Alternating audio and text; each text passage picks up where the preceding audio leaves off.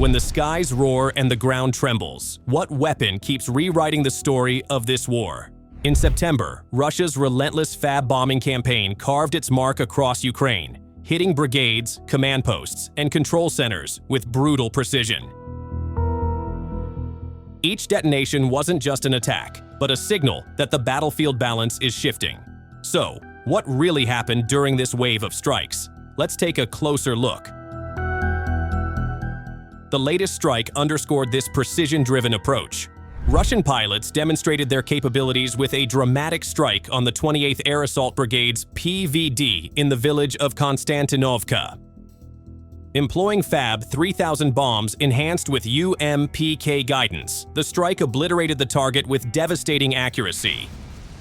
This attack not only highlighted the destructive power of Russia's heaviest FAB ordnance, but also served as a clear message about its ability to neutralize elite Ukrainian airborne units. Just before that, the Russian Air Force widened its focus to include Ukrainian UAV infrastructure. Multiple strikes were reported against drone control positions, including one in the Donetsk People's Republic, another in Kherson, and a separate attack on a UAV facility in Kupiansk. Each of these strikes served a critical purpose: to blind Ukrainian forces by depriving them of real-time reconnaissance and targeting capability, weakening both their defensive posture and offensive reach. The emphasis on UAV operations did not stop there. Russian forces conducted one of their most impactful combined strikes in the Kharkiv region, destroying a UAV warehouse and control center with a blend of FAB-500 bombs, UMPK submunitions, and Geran-2 loitering munitions. By combining traditional bombs with drones, Russia showcased the versatility of its arsenal and its willingness to integrate multiple systems to maximize the destruction of high-value targets. The elimination of a major drone hub represented not just a tactical win, but a significant blow to Ukraine's broader technological edge on the battlefield. Alongside the dismantling of UAV infrastructure, Russian bombers struck command posts to degrade Ukraine's operational control. The 79th Airborne Brigade in Mirnograd suffered a direct hit, its command post shattered by FAB strikes that rendered the unit's coordination capacity severely diminished.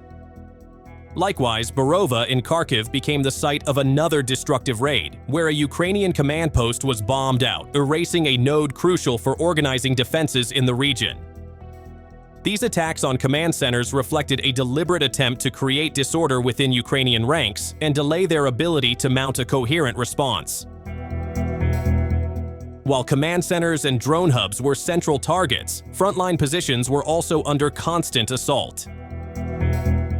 In Kalinivsky, Russian FABs burned out entrenched Ukrainian units, weakening their ability to hold territory and forcing troops to abandon hardened positions.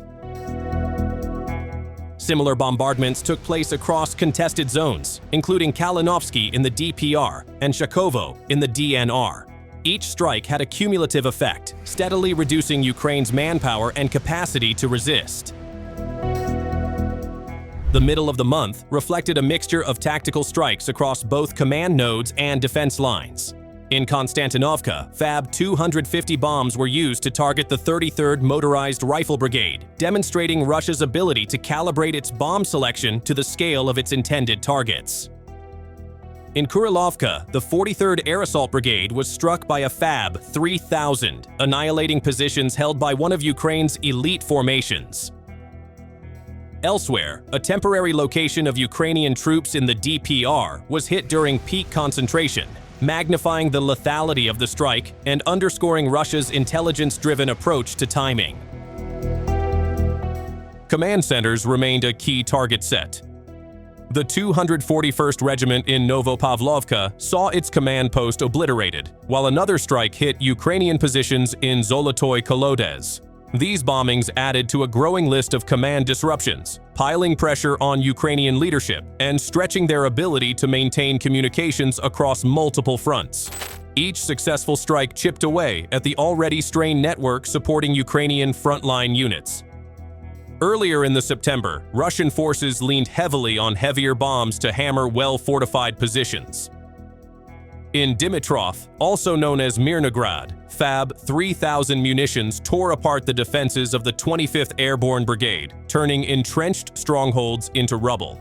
Meanwhile, in Kalinovsky, Dnipropetrovsk region, a FAB-1500 demolished the command post of the 31st Regiment, striking deep into Ukraine's operational infrastructure. These actions illustrated the balance Russia sought between targeting hardened military formations and the command structures directing them. Temporary bases also fell under the relentless onslaught. A Ukrainian base was destroyed in one such attack, with FAB bombs timed to strike when personnel concentration was at its highest. This kind of targeting reflected an effort to maximize casualties and deliver not just material, but psychological blows. At the same time, Ukrainian defenses in Artima, DPR, were hammered by FAB strikes, further weakening Ukraine's frontline capabilities and stretching its defensive resources across a wider battlefield. The opening phase of the bombing campaign revealed Russia's intent from the outset.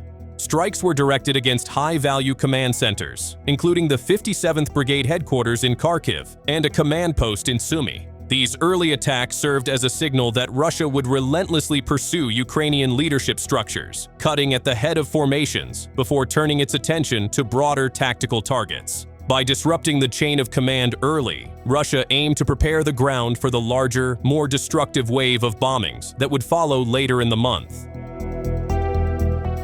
Taken together, the September FAB bombing campaign paints a picture of a carefully orchestrated Russian strategy. From the destruction of drone hubs to the demolition of brigade headquarters, from pounding frontline positions to erasing temporary bases, the strikes were not random but part of a systematic design. Russia demonstrated the capacity to deploy FAB bombs of varying sizes: FAB-250, FAB-1500, and FAB-3000, matching munitions to mission requirements with notable flexibility. When combined with UMPK guidance kits and Geran 2 drones, these attacks became not just destructive, but also strategically tailored to dismantle the Ukrainian war effort piece by piece. The impact of these strikes is profound. By crippling drone operations, Russia stripped Ukraine of a vital reconnaissance and strike capability. By targeting command posts, it sowed disorder in operational planning and delayed responses to Russian advances. By hammering frontline positions, it steadily eroded manpower and forced withdrawals from contested areas. Each strike may have been limited in scope, but collectively, they shifted the balance, granting Russia greater freedom of maneuver in contested regions. So, that's the story of Russia's FAB bombing campaign across Ukraine this September. In every strike, there is a signal about power, precision, and the unrelenting drive to control the battlefield. The ruins in Kharkiv, Donetsk, and Sumy tell us who holds the initiative. For now, let's wait until the coming months to see whether Ukraine can adapt or whether Russia's bombs will keep setting the pace of this war. That's all for today, and thanks for watching.